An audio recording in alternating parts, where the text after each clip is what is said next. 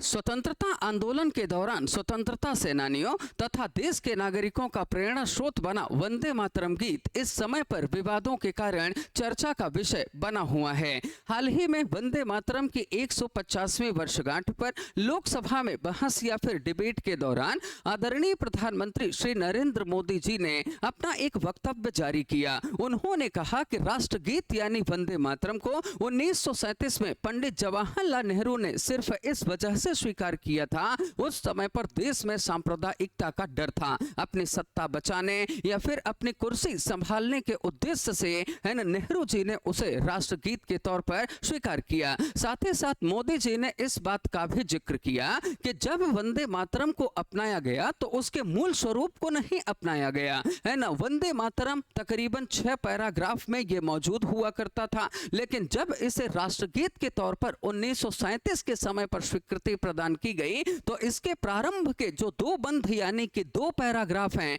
इन्हें ही केवल स्वीकार किया गया, बाकी पैराग्राफ को एक्सेप्ट नहीं किया गया। और इसी बात को आधार बनाते हुए है ना, मोदी जी ने अपना ये जो वक्तव्य था ये लोकसभा में उन्होंने सदन में संबोधन के दौरान उन्होंने प्रस्तुत किया था। आखिर ये क्या है पूरा वंदे मातरम का विवाद, है ना, कौन इस पर कितना सही और कितना गलत है, और साथ ही साथ इसका एक बेहतर निष्कर्ष क्या निकाला जा सकता है, इन सभी मुद्दों को ध्यान में रखते हुए आज मैं इस वीडियो के साथ आप सबके बीच में जुड़ा हुआ हूं। दोस्तों नमस्कार, आपका स्वागत है उड़ान एकेडमी के इस ऑनलाइन प्लेटफॉर्म पर और मेरा नाम है गौरव मिश्रा। और आइए चर्चा प्रारंभ करते हैं वंदे मातरम विवाद पर सब कुछ जानने या फिर सब कुछ समझने के बारे में। दोस्तों आप एक बात स्पष्ट तौर पर जानते ही हैं कि राष्ट्रगीत बेसिकली ये ऐसे गीत होते हैं जो कि किसी नेशन यानी कि राष्ट्र को ये प्रदर्शित करते हैं। और भारत का हमारा राष्ट्रगीत क्या है? वंदे मातरम है, जिसे 1875 में है ना बंकिम चंद्र चट्टोपाध्याय जी द्वारा लिखा गया था और 1882 में आनंद मठ नामक उपन्यास में इसको प्रस्तुत किया गया। 1896 में रविंद्रनाथ टैगोर जी ने इसको सबसे पहली बार कलकत्ता अधिवेशन जो कांग्रेस का हुआ था वहां पर इसको गाया था। और उस समय कांग्रेस की अध्यक्षता किसने की थी? रहीमतुल्लाह सयानी जी के द्वारा की गई थी। कहते हैं कि पूरे स्वतंत्रता आंदोलन के दौरान ये जो वंदे मातरम गीत था ये एक तरीके से ये आपस में लोगों को जोड़ने और साथ ही साथ राजनीतिक चेतना जागृत करने के लिए भी उपयोगी था। उस समय पर देश में कई सारे नारों का प्रयोग किया गया, है ना, देश में कई सारे गीतों का इस्तेमाल किया गया कि ताकि जो राष्ट्रीय एकता है उसको बढ़ाया जा सके और भारत से ब्रिटिश सत्ता को पूर्ण रूप से क्या किया जा सके, खत्म किया जा सके। और इसी कड़ी में जो वंदे मातरम है उसको भी यहां पर एक प्रमुख गीत के तौर पर अपनाया गया था और 1905 में इसे एक प्रमुख नारे के तौर पर है ना यहां पर लोकप्रिय बनाया गया था। अगर हम स्वतंत्रता आंदोलन के दौरान देखते हैं तो ऐसा कहा जाता भी है कि देश के जितने भी बड़े स्वतंत्रता सेनानी थे, है ना, उस समय पर जब वो आपसी पत्राचार यानी कि एक दूसरे को पत्र लिखा करते थे तो उस समय पर भी संबोधन के तौर पर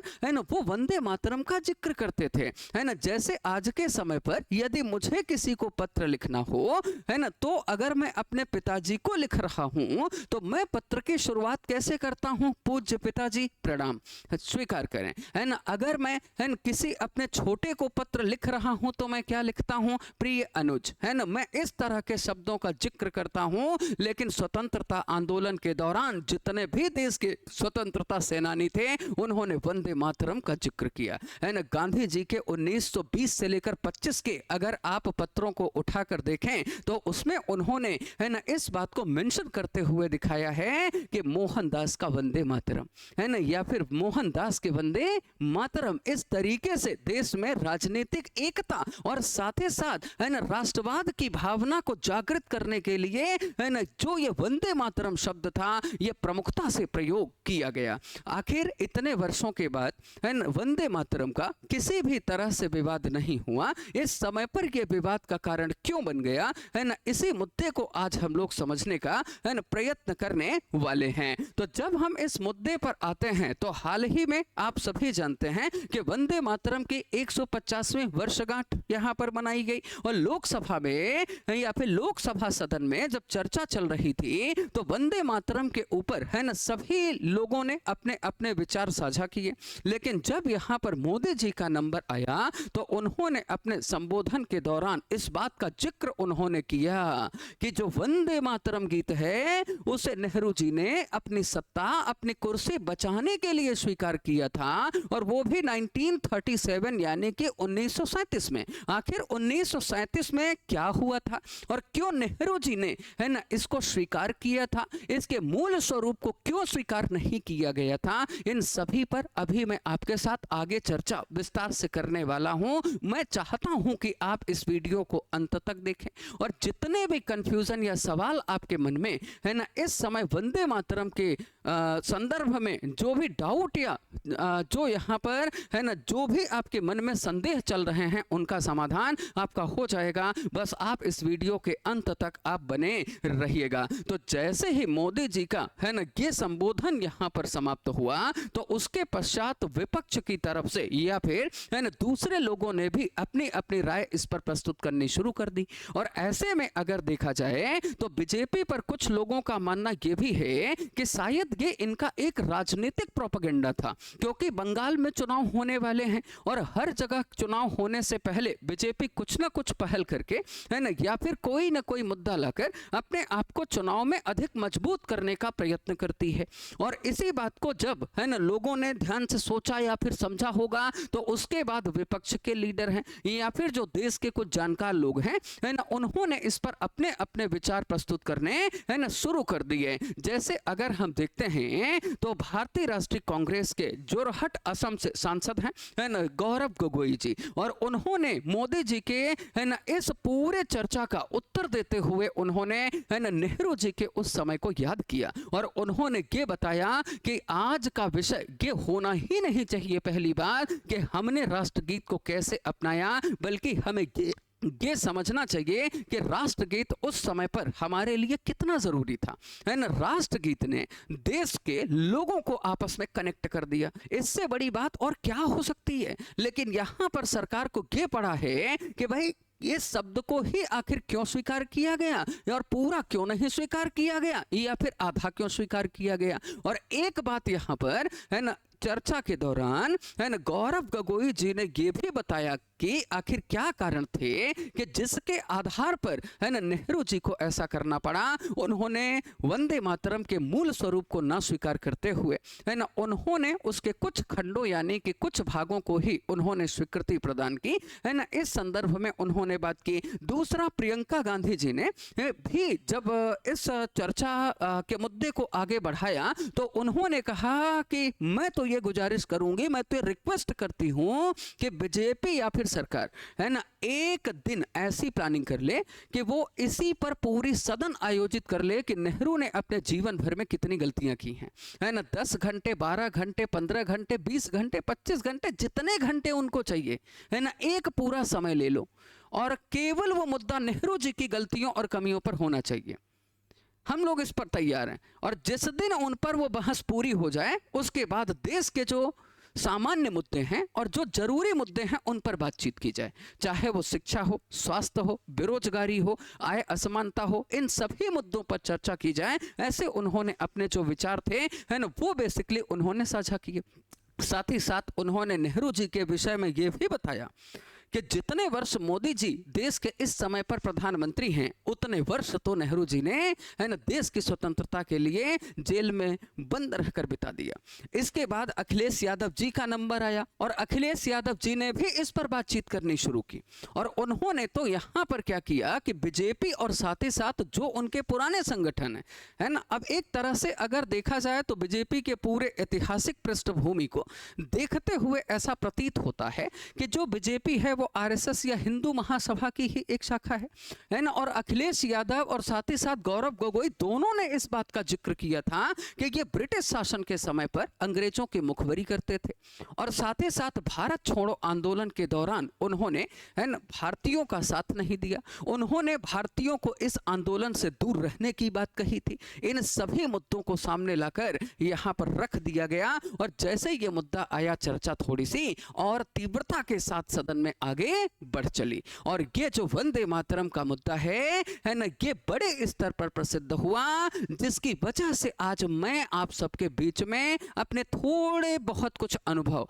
और थोड़ी बहुत जानकारी जो भी मुझे पता है ना, वो मैं आपके साथ साझा करने के लिए आया हूं कि एक देश के नागरिक होने के नाते मुझे ऐसा लगता है कि जितने भी सामान्य संदेह हम सबके मन में उठ रहे हैं, उन संदेहों का हम लोग ठीक तरीके से समाधान कर सकें, है ना। अब हम लोग थोड़ा सा इस पर, है ना, आगे की तरफ चर्चा करते हैं और सबसे पहले हम बात करते हैं वंदे मातरम के, है ना, कुछ बेसिक कॉन्सेप्ट के बारे में। तो एक चीज मैंने आप सबको क्या बताया कि भारत को ब्रिटिश शासन से मुक्त कराने के उद्देश्य से, आप सभी जानते हैं कि 1750 से लगभग, है ना, भारत पर ब्रिटिश सत्ता धीरे धीरे प्रभावी होने लगी थी। पहले ईस्ट इंडिया कंपनी के तौर पर यह व्यापार करने आए, है ना, और शुरू में ऐसा कहते हैं कि इनकी मंशा राजनीतिक शक्ति के रूप में भारत में नहीं उभरना था, बल्कि इन्हें व्यापारिक गतिविधियों पर ही ध्यान केंद्रित करना था। परंतु भारत की परिस्थितियों ने ऐसा अनुकूल वातावरण प्रदान किया कि ईस्ट इंडिया कंपनी ने राजनीतिक जो केंद्रीकरण है उसको बनाने की जो संकल्पना थी उसको उन्होंने सिद्ध किया। और 1750 के बाद, चाहे वो 1757 का प्लासी युद्ध हो या फिर 1764 का बक्सर युद्ध हो, इनको जीतने के साथ ही भारत पर दबदबा ईस्ट इंडिया कंपनी का बन गया था। और जैसे ही उनका यहाँ पर दबदबा बनता है, तो उसके बाद अगले लगभग 200 वर्षों तक उन्होंने भारत को गुलाम बना कर रखा।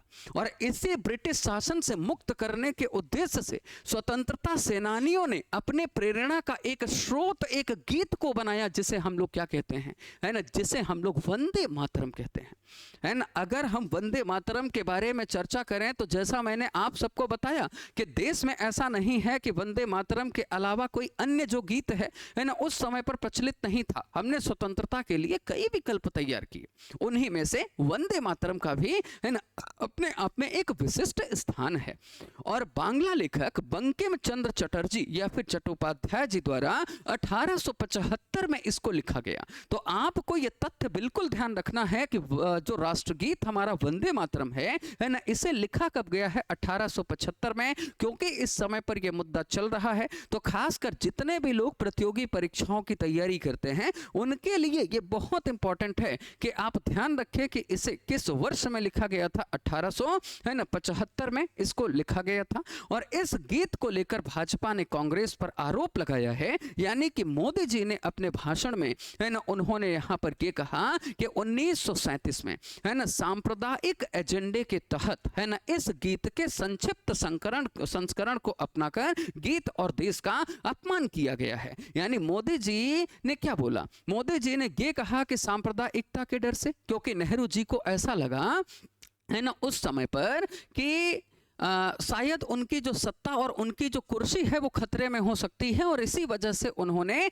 जो वंदे मातरम गीत था उसको पूरा ना अपनाकर, बल्कि उसके कुछ भाग या कुछ खंड को ही उन्होंने क्या कर लिया था, है ना, स्वीकार कर लिया था। इस तरह का उन्होंने यहाँ पर आरोप लगाया। और एक बात हमें यहाँ पर और क्या देखने को मिलती है, हमें एक बात यहाँ पर देखने को ये भी मिलती है कि यह गीत पहली बार बंकिम चंद्र चटर्जी जी के, है ना, 1882 के उपन्यास आनंद मठ में प्रकाशित हुआ था, है ना। मतलब कि जब भी हम बात करेंगे कि ये जो उन्होंने लिखा, है ना, ये कब और कहां पर प्रकाशित हुआ है, तो राष्ट्रगीत ये प्रकाशित हुआ आनंद मठ नामक उपन्यास में 1882 में। ये तथ्य भी आपके लिए इंपॉर्टेंट है, यहां से भी, है ना, प्रतियोगी परीक्षाओं की तैयारी करने वाले अभ्यर्थियों के लिए एक सवाल यहां पर ये बन सकता है ना। इस गीत में, है ना, ऊपर के दो छंद हैं वो मातृभूमि का गुणगान करते हैं, यानी कि जो हमारी भारत माता हैं। अभी मैं आ रहा हूं इस पर और पूरा राष्ट्रगीत आपको दिखाऊंगा कि राष्ट्रीय गीत एक्चुअल में हमारा है क्या,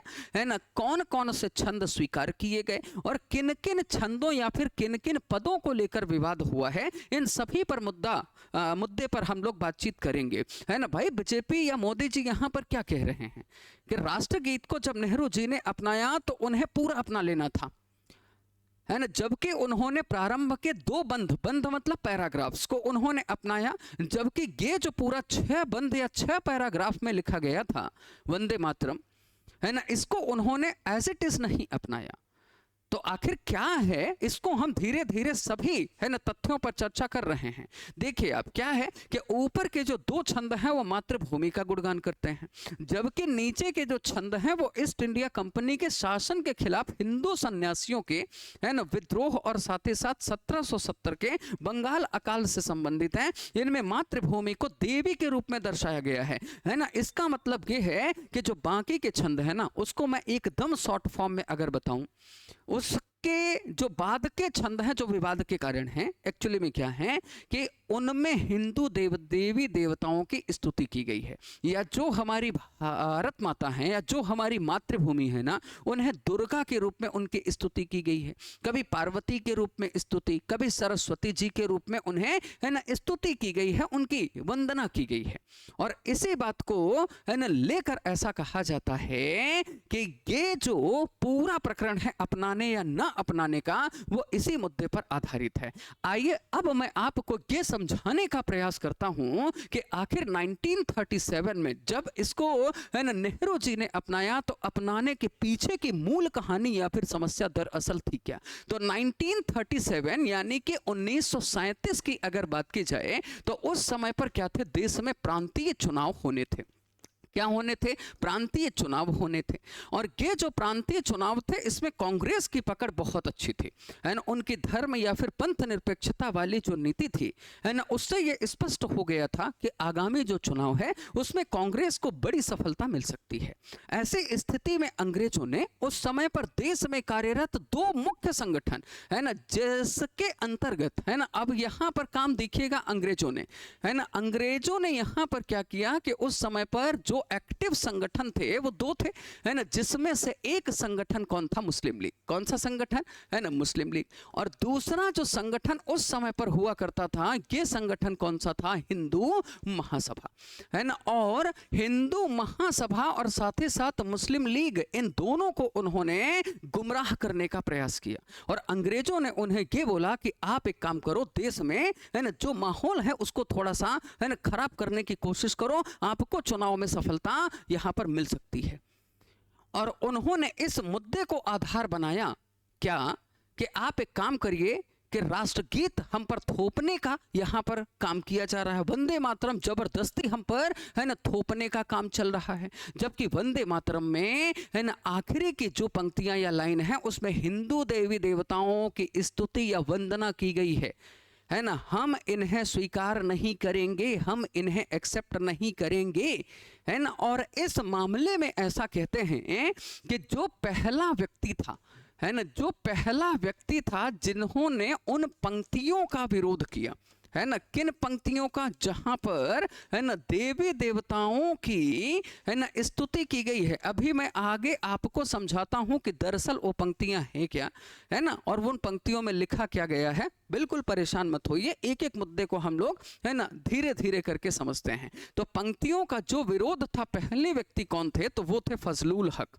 है ना, जो है ना फजलुल हक साहब थे है ना। उन्होंने इसका मुद्दा उठाया था कि हमारे ऊपर है ना जो कांग्रेस है और साथ ही साथ है ना जो कांग्रेस के लीडर्स हैं, ये हम पर राष्ट्रगीत यानी वंदे मातरम थोपने का ये प्रयास कर रहे हैं। जबकि उसके निचली जो पंक्तियां हैं उनमें उनके देवी देवताओं का गुणगान किया गया है, उनकी स्तुति की गई है, उनकी वंदना यहाँ पर की गई है। 1937 में जब ये पूरा मामला चला, अब मेरी बात को बहुत गंभीरता से आप समझिएगा है ना। जब ये पूरा मामला चला है ना फजलुल हक वगैरह के द्वारा है ना, जब ये बात यहाँ पर पूर्ण रूप से अगर देखा जाए तो स्पष्ट कर दी गई, तो अब आगे की कहानी क्या निकली सामने है ना। आगे की कहानी हमें ये देखने को मिलती है क्या कि इसी समय पर नेहरू जी की जो मुलाकात है या नेहरू जी की जो बातचीत थी है ना, नेहरू जी की है ना जो बातचीत थी वो देश के बाकी बड़े लीडर से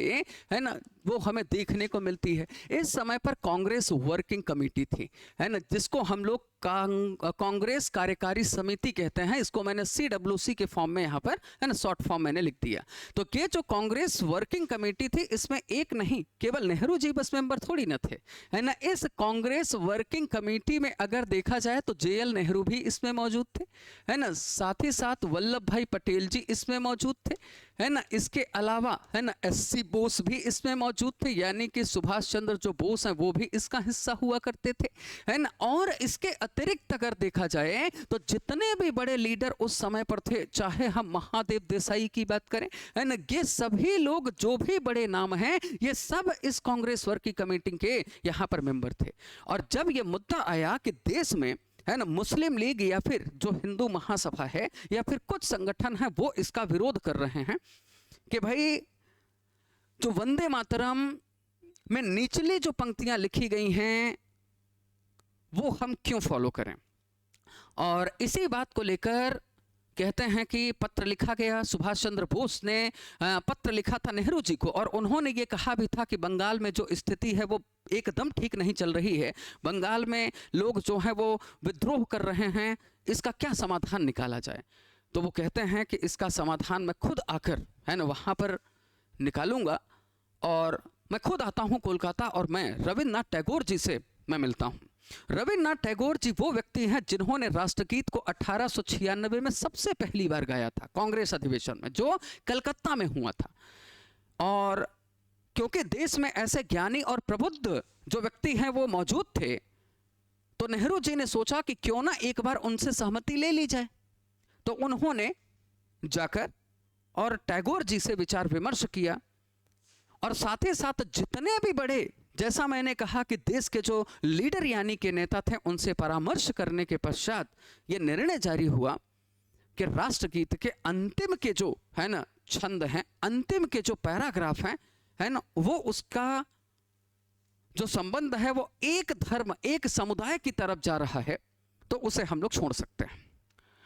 और हम ऊपर के केवल दो बंध यानी कि दो पैराग्राफ को ही लें। उसका एक बड़ा कारण और भी है कि राष्ट्रगीत या राष्ट्रगान आपने सामान्यतः देखा होगा थोड़ा सा छोटे ही होते हैं, है ना। अगर हम पूरा एक्सेप्ट करते हैं तो वो राष्ट्रगीत थोड़ा सा बड़ा हो जाता। अभी भी राष्ट्रगीत को गाने में है ना तकरीबन हमें 1 मिनट 9 सेकंड या 1 मिनट 5 सेकंड, कहीं कहीं पर 69 सेकंड तो कहीं कहीं पर 65 सेकंड मिलता है, इतना समय लगता है ना। और अगर हम इसके पूरे पंक्तियों को ग्रहण करते या एक्सेप्ट करते तो ऐसी स्थिति में ये और लंबा जा सकता था। तो उन्होंने कहा कि केवल 2 पंक्तियों को हम स्वीकार कर लें, क्योंकि बाकी की जो 2 पंक्तियां हैं उसमें क्या है कि जो हमारी मातृभूमि है, जो हमारी भारत माता है, उनकी सुंदरता, समृद्धि, साथ ही साथ उनके गुणों की चर्चा की गई है। लेकिन जो अंतिम के 4 जो पैराग्राफ्स या पंक्तियां हैं उनमें ना हिंदू देवी देवताओं की स्तुति की गई है। तो उन्होंने कहा कि फिर ये सेक्युलरिज्म कैसे रह जाएगा। देश को अगर हमें पंथ निरपेक्ष यानी कि सभी धर्मों का बनाना है, तो ऐसी स्थिति में हम किसी एक धर्म के जो देवी देवता हैं उनकी स्तुति को राष्ट्रगीत तो स्वीकार नहीं कर सकते। तो सब लोगों ने मिलकर ये पूरी तरीके से निर्णय लिया कि हम क्या कर रहे हैं, है ना, ऊपर के 2 पैराग्राफ को ही नेशनल सॉन्ग यानी राष्ट्रगीत के रूप में स्वीकार कर रहे हैं। और ये बात आप सभी जानते हैं कि 1950 यानी कि 1950 में जब संविधान सभा द्वारा इसे भारत के राष्ट्रीय गीत के रूप में स्वीकार किया गया, है ना। 24 जनवरी 1950 को संविधान सभा की आखिरी बैठक हुई, है ना। भारत का संविधान बनाने हेतु संविधान सभा की कई बैठकें चलती थीं, और उन्हीं बैठकों में 24 जनवरी 1950 की बैठक थी, ये संविधान सभा की आखिरी बैठक रही। और इसी बैठक के समय पर पूरा विचार विमर्श किया गया, सबसे परामर्श लिया गया। और उस समय तो सोचे आप कि जो भारतीय जनसंघ के लीडर या प्रमुख व्यक्ति थे श्यामा प्रसाद मुखर्जी, वो भी वहां मौजूद थे, और उन्होंने भी इस बात को लेकर सहमति अपनी प्रदान की कि ऊपर के केवल 2 बंध यानी कि जो 2 पंक्तियां हैं उन्हें ही राष्ट्रगीत के रूप में स्वीकार किया जाए। और संविधान सभा ने तब जाकर, है ना, उन पंक्तियों के राष्ट्रगीत के रूप में उन्होंने अपनाया। अब राष्ट्रगीत यानी कि नेशनल सॉन्ग को लेकर जो कुछ महत्वपूर्ण तथ्य हैं वो क्या क्या हैं, एक बार यहां पर ध्यान से देखिए, आप समझ लीजिए। तो 1896 में, है ना, कलकत्ता जो अधिवेशन कांग्रेस का हुआ था, यहां पर रविन्द्रनाथ टैगोर जी ने पहली बार इस गीत को गाया था, जैसा मैंने आपके समक्ष अभी 1-2 बार जिक्र भी कर दिया। और इसी के पश्चात इसे राष्ट्रीय स्तर पर प्रसिद्धि मिली। 7 अगस्त 1950 को, है ना, राजनीतिक नारे के रूप में वंदे मातरम का पहली बार प्रयोग किया गया था। यानी 1905 में आप सभी जानते हैं कि भारत में बंगाल विभाजन की एक बड़ी दिल दहला देने वाली घटना घटित हुई। बंगाल को दो हिस्सों में लॉर्ड कर्जन के समय पर बांट दिया गया और इसके बाद रविन्द्रनाथ टैगोर ने इस घटना के संदर्भ में शोक दिवस मनाया। और जब शोक दिवस मनाया तो लोगों में आपसी सद्भाव और आपसी एकता बनाए रखने के लिए एक नारे का उन्होंने यहां पर प्रयोग किया और वही नारा हमारा वंदे मातरम था। तो राजनीतिक रूप से एक नारे के तौर पर इसका प्रयोग पहली बार कब हुआ है? देखिए 1905 को। 1907 में मैडम भीकाजी कामा ने पहली बार भारत के बाहर बर्लिन में तिरंगा फहराया। मैडम भीकाजी कामा है ना, जिनके बारे में कहा जाता है ये भारतीय क्रांति की माता है, मदर ऑफ इंडियन रेवोल्यूशन। और ये जो भारतीय क्रांति की माता मैडम भीकाजी कामा हैं, इन्होंने जर्मनी के स्टुटगार्ट जो कि बर्लिन में है वहां पर भारतीय तिरंगा फहराया था। और कहते हैं कि वो जो तिरंगा उन्होंने फहराया था ना, झंडे पर वंदे मातरम लिखा हुआ था। ये भी एक इंपॉर्टेंट यहां पर तथ्य है। तो जितने भी लोग है ना, हम चाहे देश के सामान्य नागरिक हों या फिर प्रतियोगी परीक्षाओं की तैयारी करने वाले जितने भी अभ्यर्थी हैं, वो सभी लोग इन तथ्यों पर थोड़ा सा नजर बनाकर रखिएगा। ये आपके लिए अत्यंत महत्वपूर्ण रहने वाले हैं। और जैसा मैंने कहा कि 1950 में संविधान सभा ने है ना इसे राष्ट्रीय गीत के रूप में क्या कर लिया, स्वीकार है ना कर लिया था। अब उसके बाद अगर हम लोग इस पूरे मुद्दे पर है ना बातचीत करेंगे, इस पूरे मुद्दे पर है ना अगर हम लोग चर्चा करें, तो आखिर हमारा जो ओरिजिनल है ना, जो हमारा वास्तविक राष्ट्रगीत इस समय पर है ना, हमारा ये राष्ट्रगीत एक्चुअल में क्या है? राष्ट्रगीत हमारा एक्चुअल में क्या है? और देश में क्या हुआ कि जब से ये विवाद चला ना, तब से बीजेपी, हिंदू महासभा और साथ ही साथ आरएसएस के इतिहास को भी थोड़ा सा खगाला गया। आरएसएस आप सभी जानते हैं कि हेराल्ड गेवार नामक व्यक्ति ने 1925 में इसकी स्थापना की थी और हिंदुओं में एकता तथा उनमें आपसी भाईचारा जागृत करने के उद्देश्य से आरएसएस का गठन किया गया था। और कहते हैं कि जब से आरएसएस बना ना, उन्होंने वंदे मातरम नहीं गाया, या फिर हिंदू महासभा के संदर्भ में भी ऐसी बात की जाती है। और जो आरएसएस का दफ्तर है ना, उस दफ्तर पर, जो नागपुर वाला दफ्तर है, वहां पर कभी भी भारत का ध्वज ही नहीं फहराया गया। ये मुद्दा भी निकलकर अब लोगों के है ना समक्ष पहुंचा गया। और ये एक तरीके से अगर देखा जाए तो ऐतिहासिक स्रोतों के आधार पर जब हम इन सभी घटनाओं का अध्ययन करते हैं तो हमें ऐसा लगता भी है कि शायद ये बात सच भी है। देश की आजादी से लेकर तकरीबन 50 सालों तक लगभग आरएसएस के दफ्तर या मुख्यालय पर भारतीय तिरंगा या भारतीय ध्वज नहीं फहराया गया। वर्ष 2002 में भारतीय ध्वज को नागपुर वाले कार्यालय में फहराया गया। आखिर क्यों नहीं फहराया जाता आरएसएस में भारतीय ध्वज? इसको लेकर मैं एक सेशन में अलग से आपके साथ जुड़ूंगा। आपके जितने भी है ना सवाल वहां पर रहेंगे, उन सवालों का समाधान करने का मैं प्रयत्न करूंगा। तब से ये भी मुद्दा सामने आ गया। तो धीरे धीरे जो चर्चा है, जो विवाद है, जो बातचीत है, वो राष्ट्रगीत के संदर्भ में बहुत बड़े स्तर पर है ना बढ़ने लग गई। आखिर हमारा राष्ट्रगीत है क्या? जो हमारा वंदे मातरम गीत है वो है क्या? ये हमारा एक्चुअल है जिसे हमने आज के समय पर अपनाया है ना। ये हमारा एक्चुअल गीत है जिसे हम लोगों ने आज के समय पर क्या है अपनाया है, जिसका हम लोग संबोधन करते हैं। और इसका है ना, ये जो हमारा राष्ट्रीय गीत है, इसी का उच्चारण करने में अगर आप देखेंगे ना, तो इन्हीं का उच्चारण करने में है ना एक तरह से अगर आप देखो तो हमें तकरीबन 69 सेकंड लग जाते हैं या 65 सेकंड लग जाते हैं। और क्या है, तो शुरू की जो दो पंक्तियां हैं है ना, इन्हीं दो पंक्तियों यानी कि दो बंद या दो पैराग्राफ में, एक पैराग्राफ ये, एक पैराग्राफ ये है ना, इन दोनों पैराग्राफ में अगर देखा जाए तो मातृभूमि यानी कि भारत माता की सुंदरता, उनकी समृद्धि और साथ ही साथ उनके गुणों को जो है यहाँ पर प्रदर्शित किया गया है। जैसे आप देखिए कि वंदे मातरम है ना, वंदे मातरम हम इसको गाते हैं। मैं यहाँ पर लय और सुर के माध्यम से आपके समक्ष गाना तो नहीं चाहूँगा, है ना, मेरी आवाज़ उतनी मधुर या फिर उतनी अच्छी भी नहीं है, और जितने भी लोग सुनेंगे तो वो बोलेंगे कि इससे अच्छा नहीं गाते, है ना, कम से कम पढ़ ही देते। तो मैं पढ़ ही देता हूँ।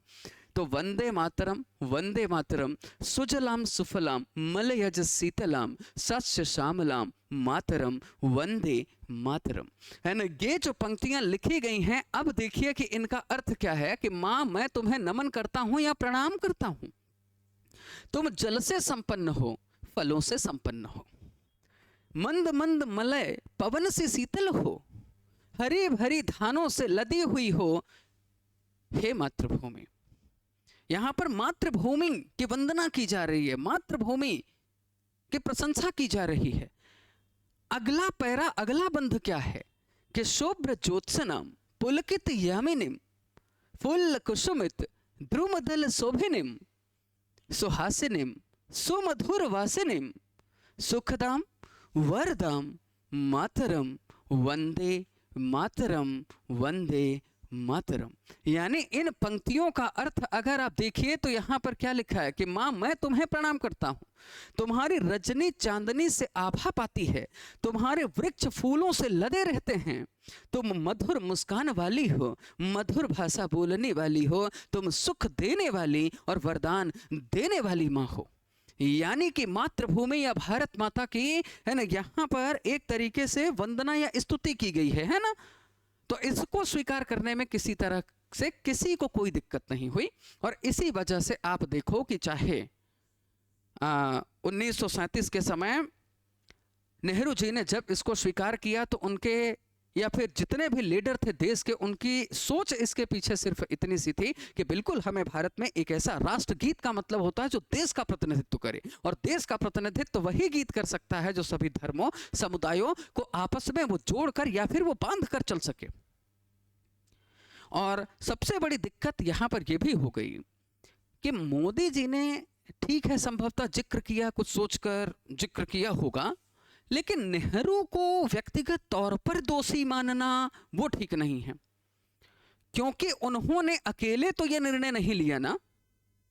सरदार वल्लभ भाई पटेल भी थे, सुभाष चंद्र बोस जी भी थे, उनकी भी सहमति इसमें शामिल थी। तो आप उनको भी बोलिए, उनके बारे में भी आप कह सकते थे, सामूहिक रूप से चर्चा की जा सकती थी, हो सकता है तब विवाद का कारण इतना, है ना, नहीं बनता।